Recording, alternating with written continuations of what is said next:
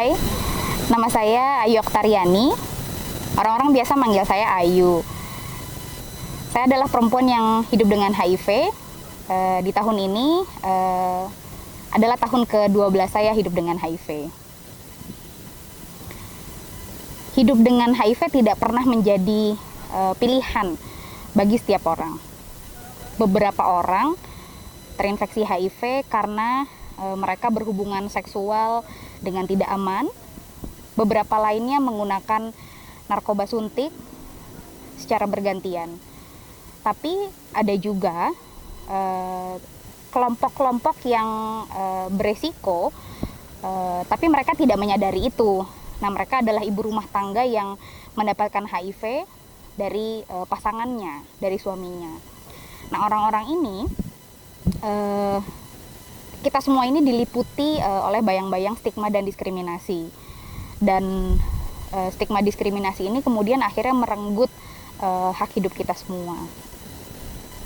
Ketakutan itu nyata, dan masyarakat melihat HIV itu bermacam angle dan bentuk gitu ya. Ada label-label yang sangat negatif yang kemudian disematkan pada persoalan HIV itu sendiri, bahwa HIV adalah vonis mati, kemudian orang yang hidup dengan HIV adalah pesakitan, aib bagi keluarganya, mereka tidak berhak mendapatkan hak untuk hidup karena mereka dianggap menularkan. Dan kalau bisa kita lihat lagi, stigma diskriminasi itu sebenarnya lebih menyeramkan dan lebih membahayakan ketimbang HIV itu sendiri, ketimbang virusnya. HIV itu ada dalam darah kita, membuat kita rentan, membuat kita lebih lemah, tapi stigma dan diskriminasi itu kemudian memiskinkan kita, membuat kami orang-orang yang hidup dengan HIV ini menjadi kehilangan banyak hal. Kami menjadi tidak yakin pada apa yang ada dalam diri kita sendiri. Kita tidak yakin untuk mengkonsumsi antiretroviral. Kita tidak pede untuk pulih karena faktanya adalah buat apa kita kemudian pulih kalau kemudian kita tetap tidak bisa diterima di masyarakat. Nah, dalam konteks perempuan yang hidup dengan HIV ini punya kompleksitas yang lebih dan juga kemudian kerentanan pada isu kekerasan. Ada label-label dan stereotip terhadap kelompok perempuan jika kemudian kami terinfeksi HIV. Ada anggapan yang lekat sekali di masyarakat bahwa kalau perempuan kena HIV, pasti dia bukan perempuan baik-baik. Kalau perempuan kena HIV, pasti dia perempuan nakal. Padahal orang-orang di luar sana tidak pernah tahu bahwa banyak perempuan yang nggak pernah punya pilihan, seperti kemudian tertular dari pasangan, atau kemudian teman-teman perempuan yang akhirnya harus menjadi pekerja seks karena kemudian harus mencari nafkah untuk keluarganya. Nah, situasi ini kemudian menjadi sangat sulit karena kekerasan menjadi lebih rentan diterima oleh teman-teman perempuan dengan HIV. Beberapa bentuk-bentuk kekerasan seringkali diterima perempuan, baik mulai dari pasangannya, kemudian keluarganya, orang tuanya, sampai kemudian masyarakat. Baik kekerasan verbal, fisik, sampai kekerasan yang sistematis yang dilakukan oleh negara, mulai dari layanan kesehatan dan sistem-sistem yang tidak pernah berpihak pada teman-teman perempuan. Perempuan dipaksa untuk memenuhi kodratnya, bahwa perempuan yang bisa diterima di masyarakat adalah perempuan yang ideal, yang kemudian harus menikah, kemudian punya anak, melahirkan secara normal, menyusui. Pada konteks perempuan dengan HIV, ada sebuah situasi yang kita nggak bisa memenuhi kodrat sebagai perempuan, sehingga itu sebuah konsep yang cukup mengerikan ya, kalau kami harus mengikuti situasi tersebut, karena secara biologis, secara ketubuhan kami sudah tidak punya pilihan, meskipun pilihan itu ada. Kalau di Indonesia situasinya cukup menyebalkan, saya bisa bilang. Pada konteks ketubuhan tadi, perempuan dengan HIV punya dilema. Yang pertama adalah jika kemudian perempuan harus melakukan pemenuhan fungsi biologisnya, mereka akan mendapatkan penolakan dari layanan kesehatan. Seperti kemudian masih banyak sekali layanan kesehatan yang tidak berpihak pada perempuan untuk merencanakan kehamilan, atau kemudian jika kemudian kami hamil, kami tidak mendapatkan izin untuk melahirkan secara normal meskipun syarat dan ketentuan untuk melahirkan secara normal sudah ada kebijakannya dari Kementerian Kesehatan, atau kemudian kami nggak dapat restu atau kemudian izin dari dokter untuk memberikan ASI kepada anak-anak kami.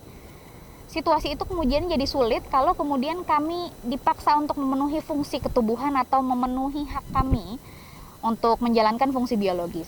Tapi kalau kami memilih untuk mengabaikan atau kemudian kami punya hak untuk nggak menjalankan fungsi biologis, situasinya juga tetap dilematis karena masyarakat akan melihat kami sebagai perempuan yang kenapa sih kok dia nggak hamil, atau kenapa sih kemudian dia nggak menyusui, atau kenapa sih dia melahirkannya tidak normal, melainkan melalui operasi sesar. Nah, situasi ini kemudian kita nggak bisa bilang sama masyarakat bahwa alasannya adalah karena kami HIV. Alasannya adalah saya memutuskan untuk tidak menjalankan fungsi ketubuhan saya. Atau ya memang ini pilihan saya. Karena beberapa dari banyak perempuan, mereka memutuskan untuk tidak menyampaikan isu HIV-nya kepada orang-orang di sekitarnya. Saya hidup dengan HIV sudah 12 tahun. Situasi-situasi yang tadi saya ceritakan di awal membuat saya kemudian berpikir bahwa saya tidak punya banyak pilihan. Sehingga saya harus memilih untuk terjebak dalam situasi tadi, atau kemudian memilih untuk bertahan dan melawan, memilih untuk tetap hidup. Maka pilihan itu yang kemudian saya ambil. Untuk melawan stigma negatif di masyarakat, untuk kemudian tetap sehat demi anak-anak, demi keluarga, dan demi diri saya sendiri. Karena saya tahu bahwa diri saya begitu berharga. Terapi antiretroviral yang sudah saya konsumsi selama 12 tahun terakhir sangat membantu saya dalam pemulihan kesehatan. Terapi ARV ini saya konsumsi setiap hari seumur hidup, tidak boleh terlupa. Dan ARV sebenarnya sangat membantu untuk memulihkan produktivitas saya sebagai seorang perempuan yang hidup dengan HIV. Dan setelah menjadi sehat, keluarga yang bermasalah atau masyarakat yang sering mengomentari itu bukan lagi masalah buat saya. Karena pada akhirnya saya punya langkah saya sendiri. Saya merasa bahwa saya punya hak hidup yang harus saya capai, dan saya akan fokus pada kehidupan yang saya jalani, bukan pada masalah yang ada di sekitar saya. Antiretroviral membuat saya sehat, sehingga saya bisa kembali produktif di masyarakat. Awal saya memutuskan untuk bergerak dalam isu aktivis HIV di Indonesia, saat itu tahun 2010 saya memutuskan untuk menjadi pendamping sebaya di layanan kesehatan. Di sanalah kemudian saya bertemu dengan begitu banyak orang-orang yang hidup dengan HIV, yang membuat saya berpikir bahwa hidup ini bukan cuma soal saya. Hidup ini bukan cuma soal saya yang kena HIV, saya yang menderita dan lain sebagainya. Pada saat menjadi pendamping sebaya, di sana saya belajar bahwa ada begitu banyak orang dengan segala kesulitan memperjuangkan keadilan dan merebut kembali hak hidupnya. Dan seperti yang saya bilang tadi, stigma diskriminasi itu kemudian memiskinkan begitu banyak teman-teman yang hidup dengan HIV. Setelah menjadi pendamping sebaya, saya memutuskan untuk bergabung di sebuah organisasi bernama Ikatan Perempuan Positif Indonesia. Bersama Ikatan Perempuan Positif Indonesia atau IPI, saya belajar begitu banyak hal, khususnya tentang pentingnya kita mengetahui hak kita sebagai perempuan. bahwa meski saya hidup dengan HIV, saya juga punya hak yang sama dengan perempuan lainnya untuk kemudian menjalani kehidupan dengan baik, mendapatkan hak-hak sebagai perempuan yang tadi saya cerita soal fungsi ketubuhan, termasuk kemudian hidup dengan bahagia gitu. Dan IPI membantu saya berproses dan menemukan diri saya. Nah, sambil berjalan, saya juga sempat bertemu dengan sebuah organisasi yang saya bekerja di dalamnya, bernama Indonesia AIDS Coalition. Bersama IAC, di sana saya melihat bahwa keadilan itu harganya sangat mahal bagi orang-orang yang hidup dengan HIV. Saking mahalnya, sampai kita nggak bisa beli keadilan itu. Harus kita rebut, harus kita lawan, dan harus kita perjuangkan. Jadi beberapa tahun saya bekerja bersama IAC, saya belajar menjalankan tugas-tugas dan fungsi advokasi. Di sana saya juga belajar bahwa kemudian negara yang sering tidak berpihak pada kami orang-orang dengan HIV ternyata bisa juga mendengar jika kemudian ada suara-suara yang kencang terdengar, khususnya dari teman-teman komunitas. Selama hampir 10 tahun terakhir, saya aktif bersama organisasi IPI, kemudian kerja-kerja advokasi dalam isu HIV. Hal itu kemudian membuat saya berpikir bahwa saya juga harusnya punya kehidupan lain di luar aktivisme HIV, di mana kemudian saya merasa produktivitas saya akan lebih bermakna karena saya melakukan juga hal-hal yang saya suka. Setelah saya menikah dengan suami saya untuk yang kedua kalinya, pernikahan kedua, saya pindah ke Bandung. Di sanalah kemudian saya membuat sebuah warung kopi yang kemudian fokusnya pada mencari tambahan uang tentunya, supaya kemudian saya bisa settle, kemudian saya bisa fokus pada isu-isu HIV, tapi saya nggak mencari uang di dalamnya. Nah, bersama suami saya, ruang di dalam warung kopi itu juga kemudian saya aktifasi menjadi tempat-tempat beraktivitas yang saya bisa sebut bebas nilai. Di warung kopi saya memberikan kopi terbaik dan tempat teraman buat semua orang untuk duduk bareng, ngopi, ngemil, kemudian dia juga menjadi ruang yang aman buat semua orang untuk bertemu. Dalam konteks produktivitas lainnya, saya menggunakan beberapa tools untuk menjaga kondisi kesehatan mental saya. Hal itu adalah dua hal. Yang pertama adalah saya rutin menulis blog, dan kemudian saya juga menggambar mandala. Mandala itu seperti channeling saya, alat coping saya untuk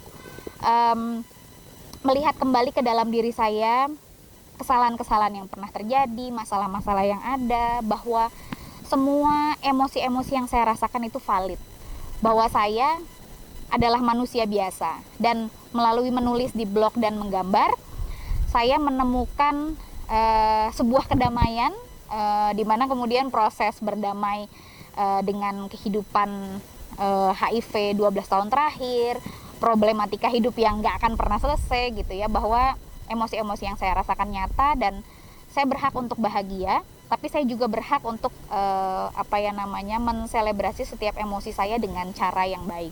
Nah, mandala itu sangat membantu saya berhenti sejenak sampai kemudian akhirnya bisa pulih dan kembali ke masyarakat. Nah, hidup dengan HIV lagi-lagi tidak pernah menjadi pilihan bagi setiap orang, termasuk saya sendiri. Hidup dengan HIV pun selama 12 tahun ini tidak pernah menjadi bayangan saya bahwa saya tetap hidup dan bertahan.